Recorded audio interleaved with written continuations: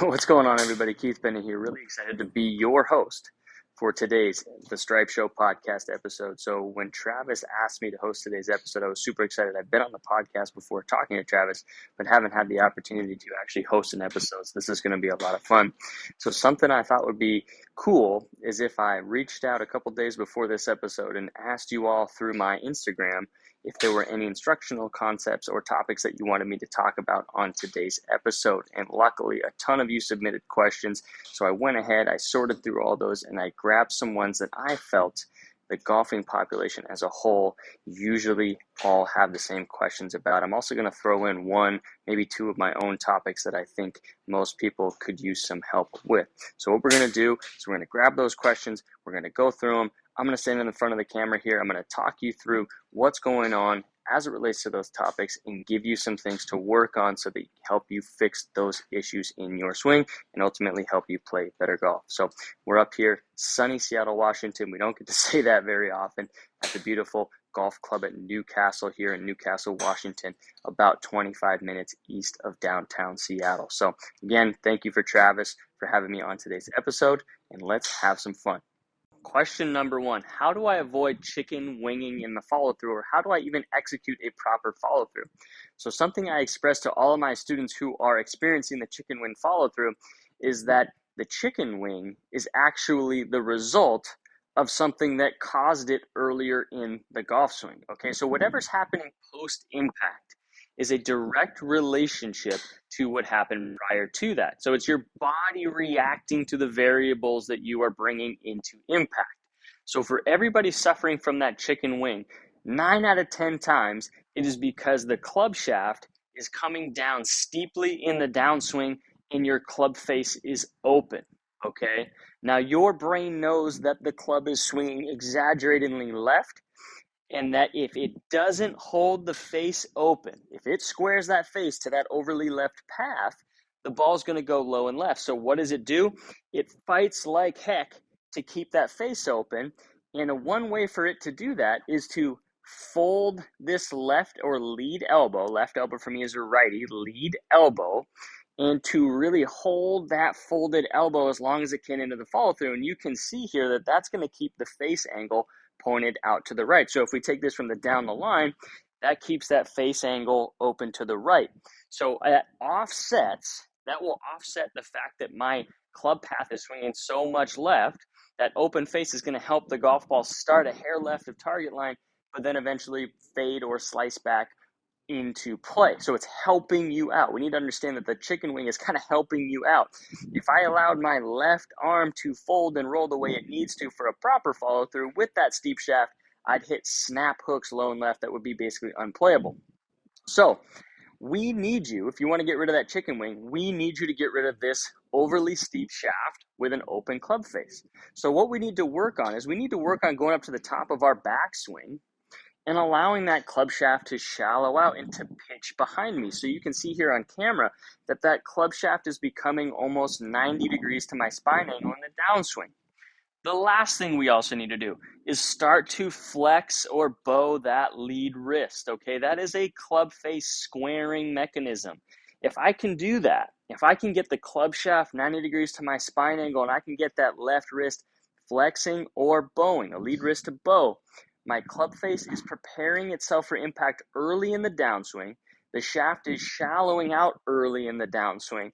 And now from here, because the face is square, the shaft is shallow, it's going to allow me to roll and extend my forearms properly through impact, which is going to lend itself to a proper follow through. So the proper follow through is going to look something like this, where that left arm is rolling. It's going into that external rotation here, and that allows the arms to fold properly in the follow through.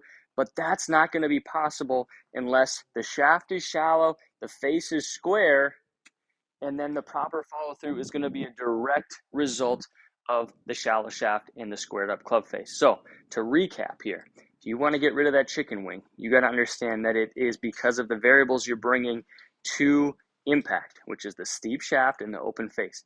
You need to get that shaft shallowing earlier and the face squared up earlier so that your body can learn to react differently.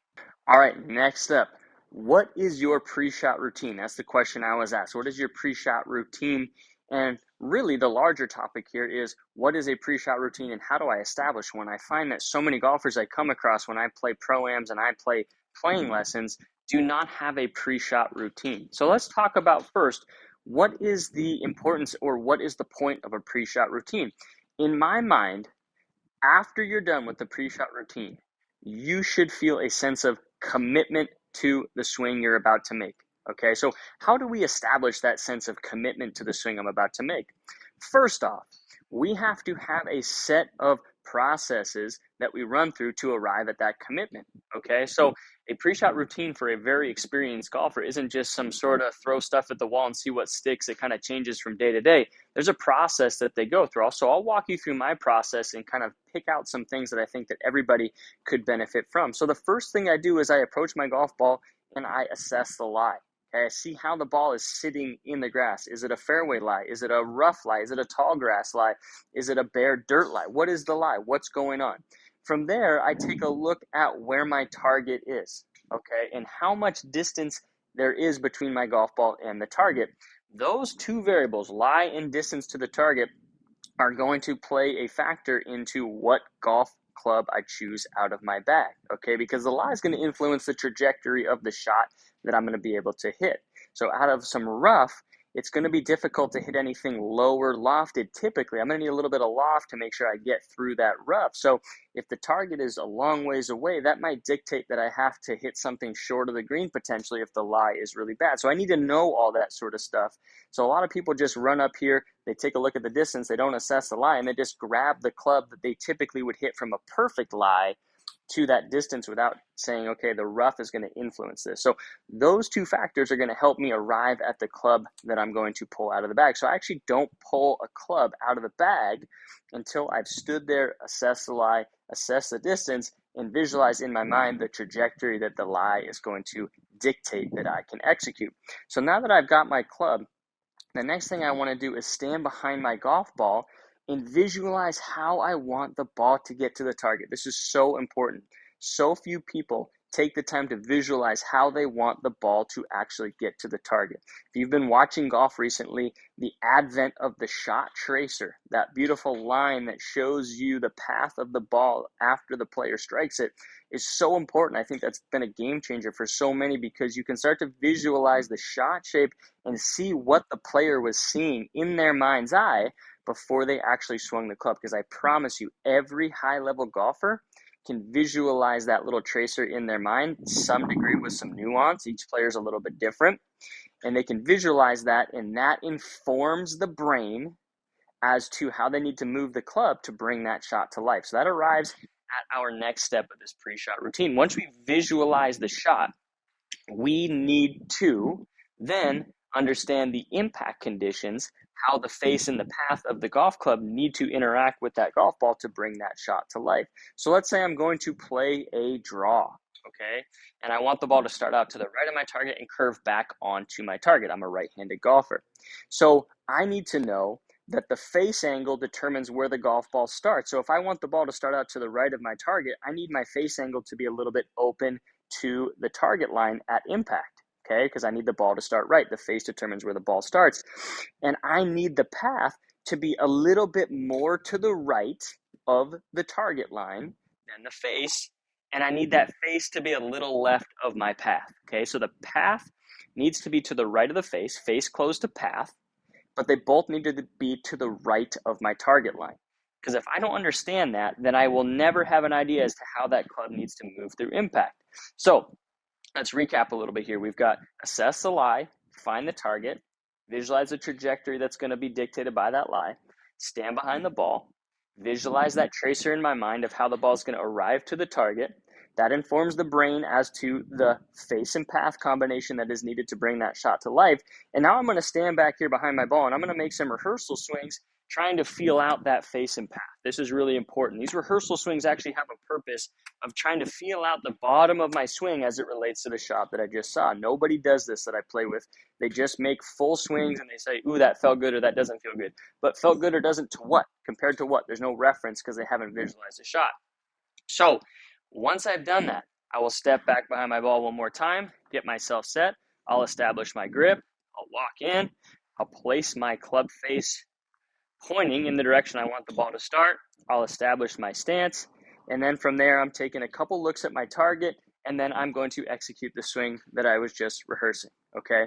Again, after all of that, I've checked off the boxes, I've checked the variables, and I am now committed to the swing that is going to bring the shot I just visualized to life, okay? So the point of the pre-shot routine, the point of my pre-shot routine is to make sure that I'm fully committed to the shot and the swing I'm about to make. So you need to build your own pre-shot routine that establishes that same level of commitment when you go out and play golf. Okay, next question. I think this is one of the more important ones that we're going to talk about today. And this is a question that I just got, which is establishing the proper distance from the golf ball. Okay, so this is a question that I answer several times a month, maybe daily on my lesson tee. And this is a question that seems to confuse a lot of golfers. And I'm going to make it incredibly simple for you to understand and to get this right pretty much every time that you step to a golf ball. Okay, so the distance from the ball, I think that is going to fall into the broader category of balance. How do we get into a balanced address position? Okay, balance might be the unsung hero of every great golf swing. So if we start a golf swing out of balance, we are going to have to find some sort of balance throughout the swing, and that is going to move our body parts around unnecessarily during the motion. Okay, so if we can establish a sense of balance before the swing begins, we're going to be able to stay in balance. We're going to be able to stay consistent with our body motion. We're going to be able to stay nice, smooth, and quiet motion throughout the swing. So the first part that so many people neglect is this golf club, okay? How the golf club is designed to sit at address. So we're going to be talking about the sole or the bottom of the golf club to start. So for a chip shot or a swing with less club head speed, okay, so not a lot of club head speed. First thing we need to understand here is that for a full swing, so let's back up. The first thing we need to understand here, for a full swing, the forces acting on this club shaft are actually going to flex the club shaft outward. So you can see here that I'm pushing my thumbs outward in this direction, and I'm bowing or flexing that club shaft outward. Okay, that happens when you make a full golf swing. So when that happens, the toe of your golf club is going to droop or move down towards the ground.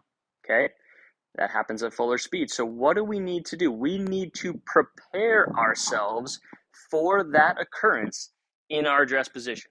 So we need to actually set up with the toe of our golf club slightly off the ground. So I'm talking about from the middle of the sole outward to the toe, ever so slightly off the ground. So when that natural drooping effect occurs, the toe of the club droops. It has room to droop. So now the sole of the club interacts with the turf perfectly flush, okay?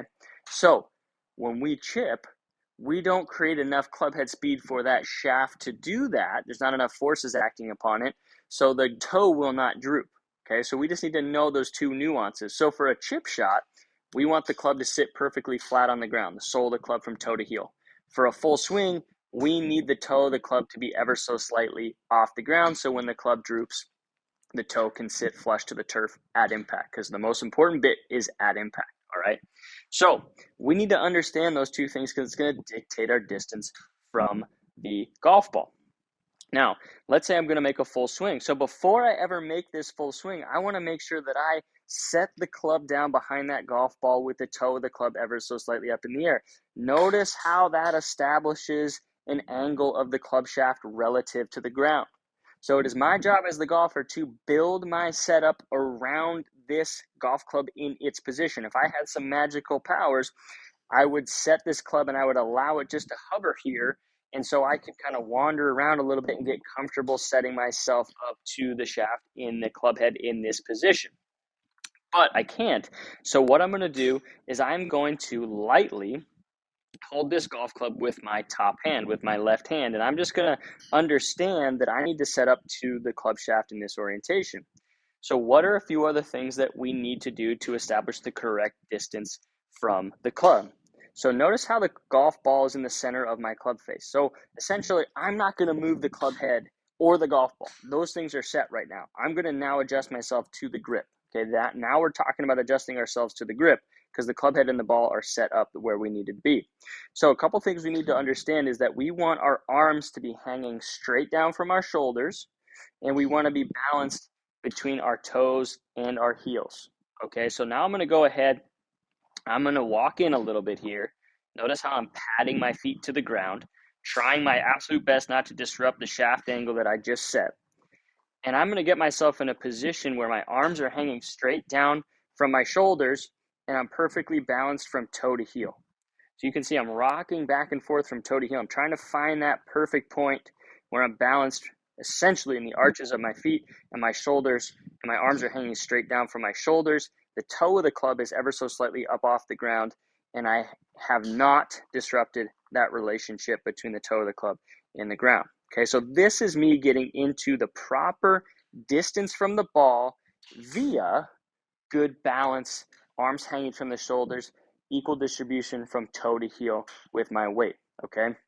So I'm going to walk through that here. I'm going to show you how I walk into the ball and how I do that in my pre-shot routine and put it all together in one smooth motion. So I've established my grip. I'm going to walk into the golf ball. The first thing I'm going to do before I do anything else is I'm going to put that club head down right behind that golf ball with the toe of the club ever so slightly up. Notice how I've set the angle of the shaft. I haven't set my feet. I've got my arms hanging under my shoulders, however. That's an important part that we get right off the bat. The arms are hanging right underneath the shoulders. Now from here, I'm not going to move my arms distance from the grip. I'm not going to disrupt that nice balance of arms hanging, and I'm going to go ahead and get my feet equally balanced from toe to heel. Now, I've done this thousands of times, so I know where that balance is. You might have to move around a little bit to get into that nice balanced position, but that is how we're going to get the nice perfect distance from the golf ball. And you're going to use that same process from putter through driver. You're going to put the club on the ground just the way it's designed for the swing speed you're about to create. Then you're going to emphasize arms hanging from shoulders, feet perfectly balanced from toe to heel. That's how you're going to find the perfect distance from the golf ball every single time. Okay, so next topic up for discussion is how the hands are placed on the club and their effect on the golf swing. And this is a really important topic for people to understand. So our hands are the only physical connection to this golf club, this little inanimate object here. This thing's not going to go anywhere without the hands' involvement. And how we orient our hands on the grip is going to influence the king of the golf swing, the most important element of the swing, and that is the club face. So you can see here that I've got this magnet applied to the face of my club, and this is going to show you where the face is pointing throughout the golf swing. Okay, so a lot of times in golf we hear terms like that grip is weak, or that grip is strong, or that grip is neutral. But I want you to think about them in slightly different terms. Instead of a weak grip, I want you to think about it as a open-faced grip. Instead of a strong grip, I want you to think about it as a closed-faced grip. And instead of a neutral grip, I want you to think about it as a square-faced grip, okay?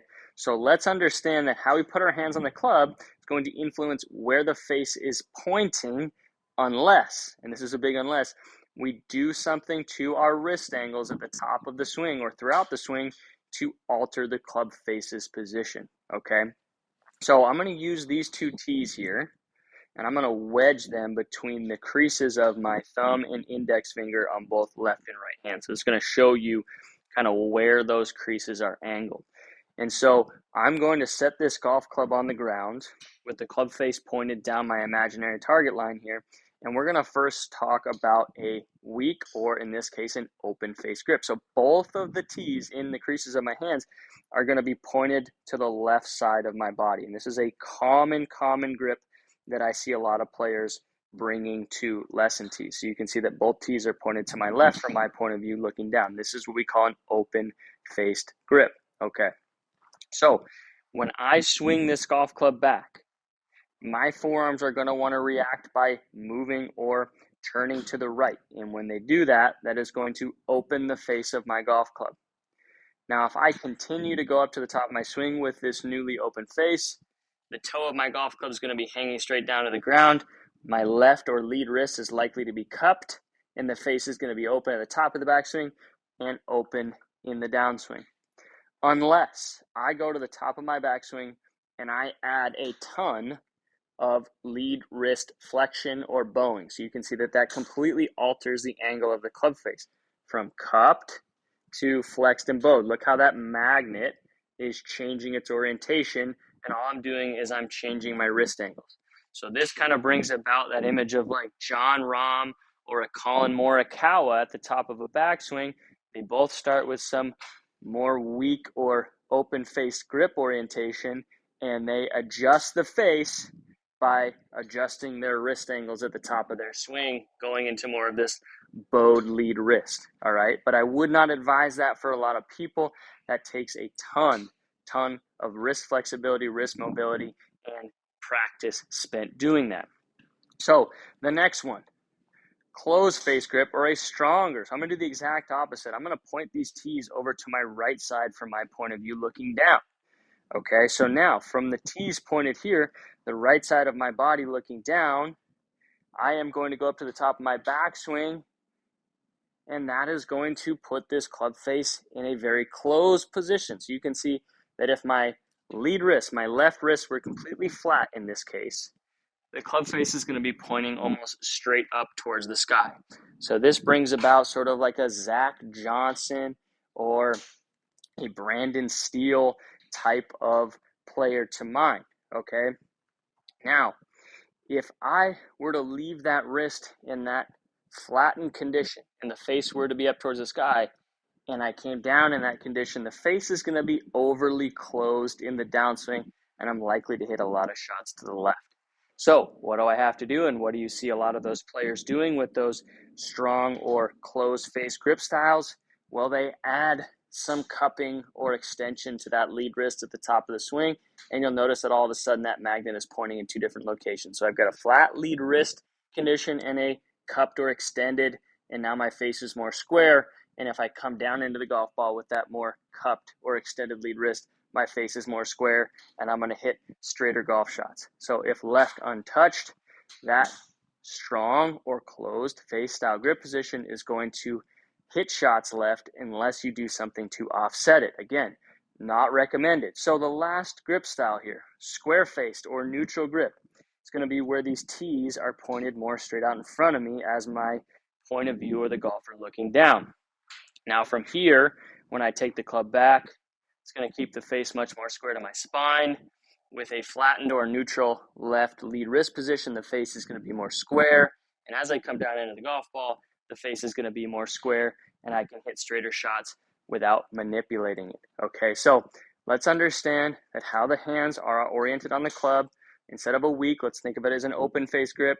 Unless we do something to the wrist conditions. Instead of strong, let's think of closed face unless we do something to the wrist conditions. And instead of neutral, let's think of square face, straight shots, without having to do a whole lot of manipulating to the wrist conditions. Okay, so last topic of discussion for today is early extension. This was one of the answers to the question I posed on Instagram. The most common the question I got was, how do I solve for early extension? And this is a big one that I see a lot of golfers struggling with. So very similar to the first question that we talked about, the first topic of avoiding or eliminating that chicken wing follow through, is we need to understand that early extension is a direct result of what happened prior to it in the downswing. And oftentimes early extension and chicken winging actually come in a nice little combo meal, even though that's not what we want. So if we can fix this one element, and it's going to be very similar to what we talked about earlier, where the club shaft is pointing in the downswing, we can start to chip away at eliminating both the early extension and the chicken winging.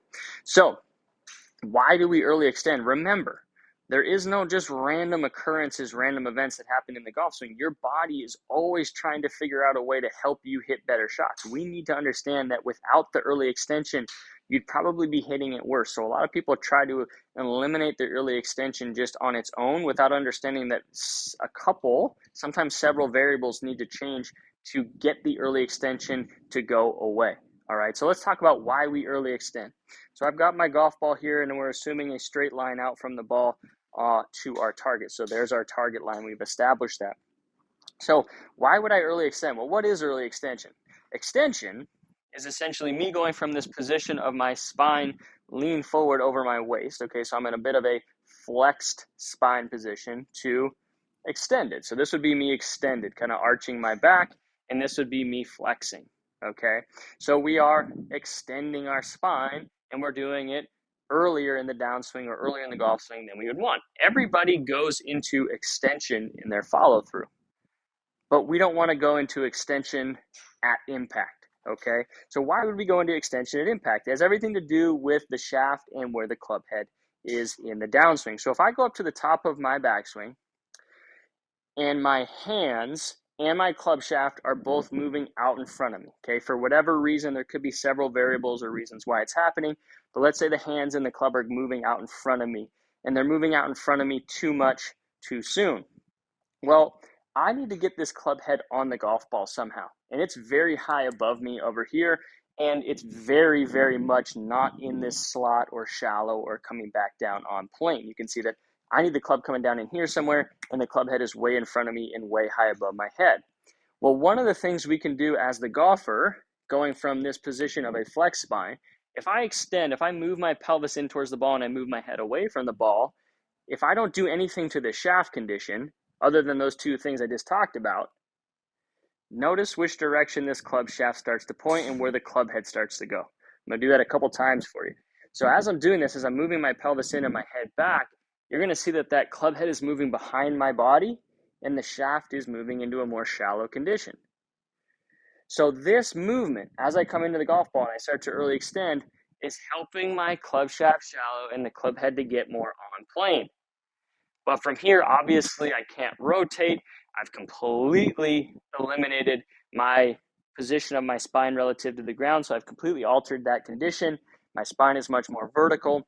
My arms are now going to have to elongate for me to find the bottom of my golf swing, and I'm in a host of issues. So you are early extending. For the most part, there are a couple other reasons that we've seen, very randomly in lessons, but this is easily the biggest cause of early extension is steep club shaft early in the downswing and the hands way too far out in front of the body early in the downswing. And then we early extend to shallow the club and to get the club head back on plane. But it happens late in the downswing. You completely throw out your spine condition relative to the ground that you started with, and then you have to compensate throughout the rest of the golf swing from there. And it's very hard to be consistent on a day-to-day basis. So how do we get rid of that early extension?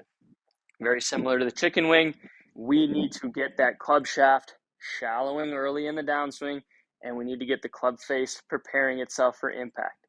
So from here, understanding that rotation is going to move the club head out in front of my body. If I can get the club shaft more 90 degrees to my spine early in the downswing, and if I can get the lead wrist flexing and get the face closing, from here I can stay flexed, I can rotate, I can stay flexed and rotate through impact, and then I can extend late in the golf swing. So I can extend late.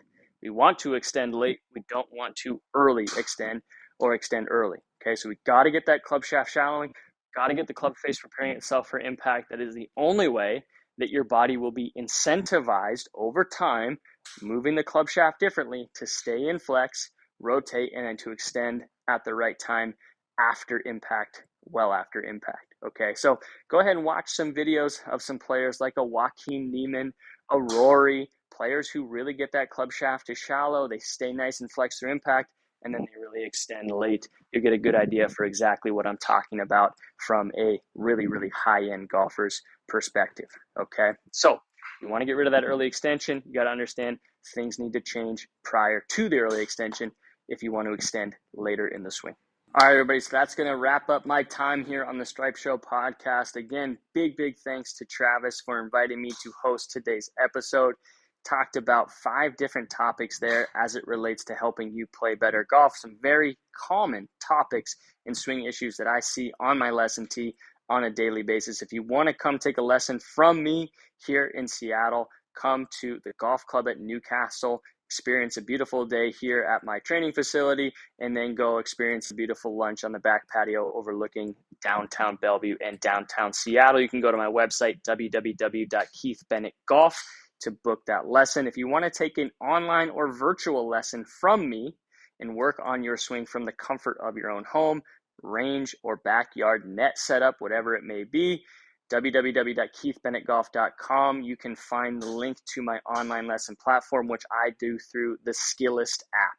Okay. If you have any other questions, go ahead and DM me, follow me on Instagram at Keith Bennett Golf, TikTok at Keith Bennett Golf. You can DM me there. I'd be happy to answer any questions for you as well. So again, really happy to be here. Really pumped for the opportunity. Thank you to Travis, and I look forward to catching up with all of you soon. Take care.